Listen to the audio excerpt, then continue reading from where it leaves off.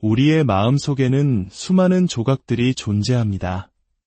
어떤 조각은 환하게 빛나며 다른 사람들에게 쉽게 보여지지만 어떤 조각은 깊은 그림자 속에 숨겨져 우리 자신조차 그 존재를 잊고 살아가기도 합니다.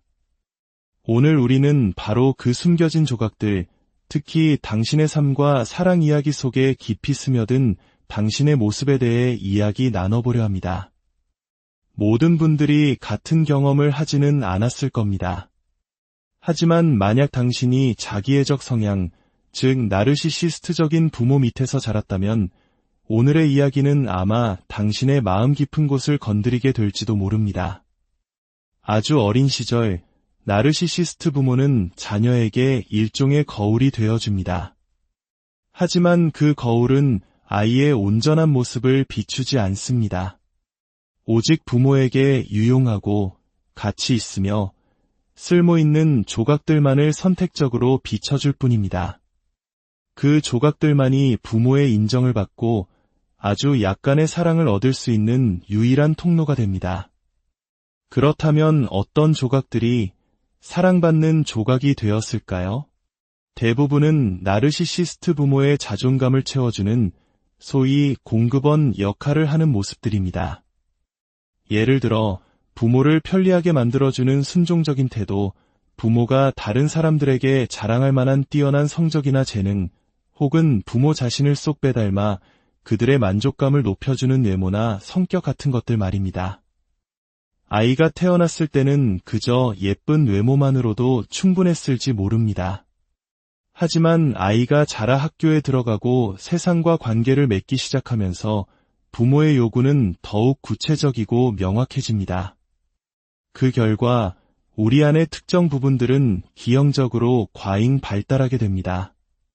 나르시시스트 부모의 자녀들은 생존을 위해 여러 가지 전략을 터득합니다.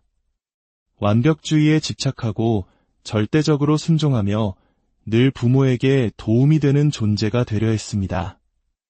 때로는 슬프거나 화가 난 부모의 감정 쓰레기통이 되어주는 어른아이 상담사가 되기도 하고 부모가 평생 열정을 쏟았던 낚시나 테니스를 억지로 배우기도 합니다.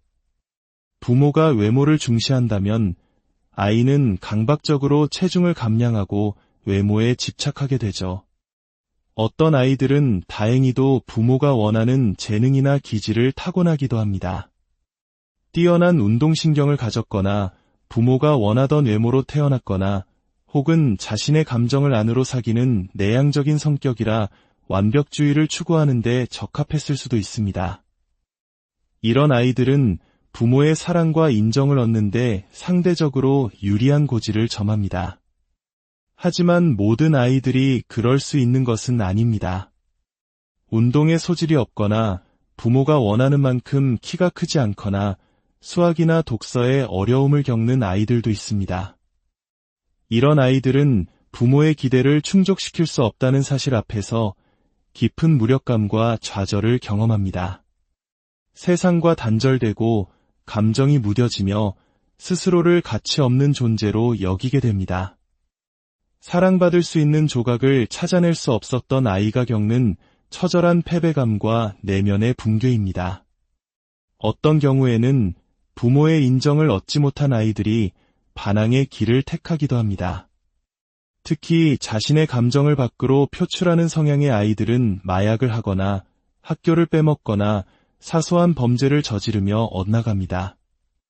역설적이게도 이런 문제 행동을 통해서라도 부모의 관심을 얻으려 하는 것입니다. 결국 사랑받기 위해 발달시켜야 했던 그 과잉 발달된 조각들, 즉 완벽주의, 다른 사람의 기분을 맞추는 능력, 해결사나 조력자가 되려는 성향, 그리고 너무 과하지 않게 성공하려는 노력 등은 우리의 생존 전략이 됩니다. 심리학에서는 이를 폰 리스폰스, 즉 위협적인 대상의 비위를 맞추고 그들이 원하는 모습이 되어줌으로써 스스로를 보호하려는 방어기제라고 설명합니다. 그리고 우리는 침묵 속에서 깨닫게 됩니다. 이것만이 나를 세상과 연결시켜주는 유일한 방법이며 이것만이 나의 사랑스러운 모습이라고 말입니다. 문제는 여기서부터 시작됩니다.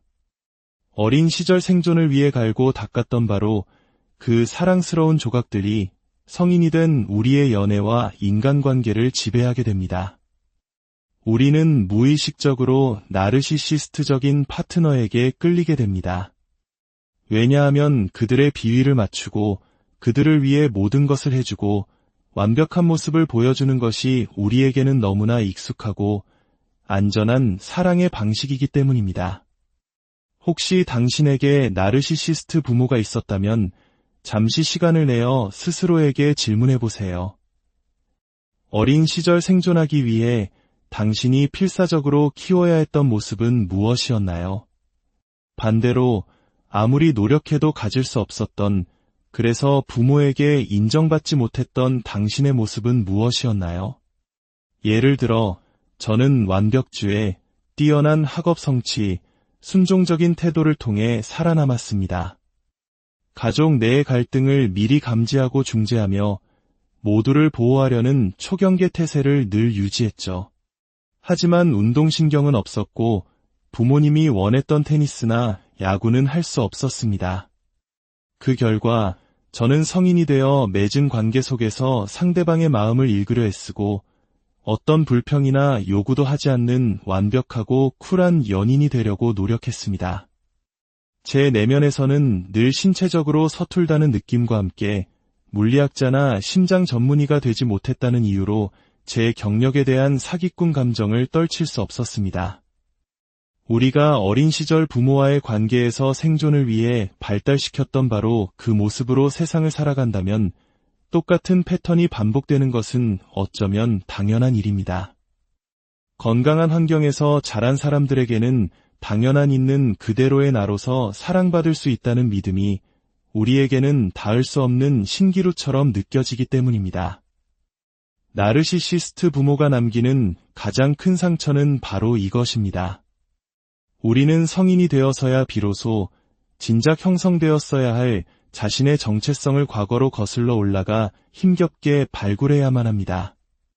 만약 우리가 완벽하지 않아도 모든 사람의 비위를 맞추지 않아도 그저 우리라는 이유만으로 사랑받을 수 있다고 믿었다면 우리의 삶은 어떤 모습이었을까요? 직장에서 실수를 하거나 침대 정리를 하지 않거나 살이 조금 찌거나 활동적인 운동 대신 책 읽는 하루를 더 좋아한다고 해도 여전히 사랑받을 수 있다는 믿음. 그것을 되찾는 것은 실로 거대한 산을 넘는 것과 같습니다. 하지만 우리는 반드시 기억해야 합니다. 우리는 사랑받기 위해 그런 모습이 되어야만 했습니다. 그 사실을 인정하는 것에서부터 치유는 시작됩니다. 그리고 깨닫게 될 것입니다.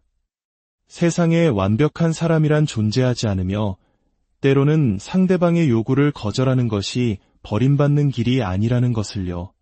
어린 시절 당신은 사랑받고 인정받기 위해 어떤 역할을 해야 했나요?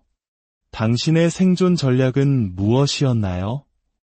바로 그 전략이 오늘날 당신을 힘든 관계 속에 머물게 하는 족쇄가 되었을지 모릅니다.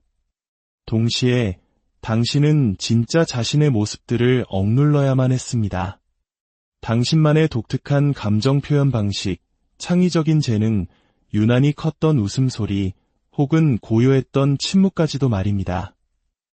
이 깊이 각인된 프로그래밍을 해체하는 것은 결코 쉽지 않습니다.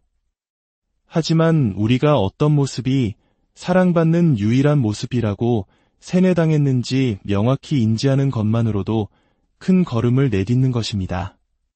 물론 이 질문에 대한 또 다른 갈림길도 존재합니다. 만약 당신이 건강하고 사랑이 넘치는 가정에서 자랐다면 어떨까요?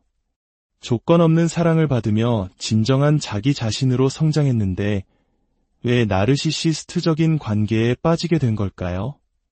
사실 나르시시스트들은 처음에는 굉장히 매력적으로 보입니다. 외적으로도 매력적인 경우가 많고 야망 있고 활기차며 사교적이고 흥미진진합니다.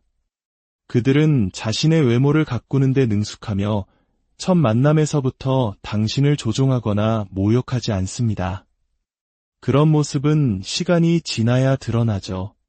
건강한 자존감을 가진 당신이 이렇게 멋진 사람을 만났을 때 나도 좋은 사람이니 저렇게 멋진 사람을 만날 자격이 있어라고 생각하는 것은 당연합니다.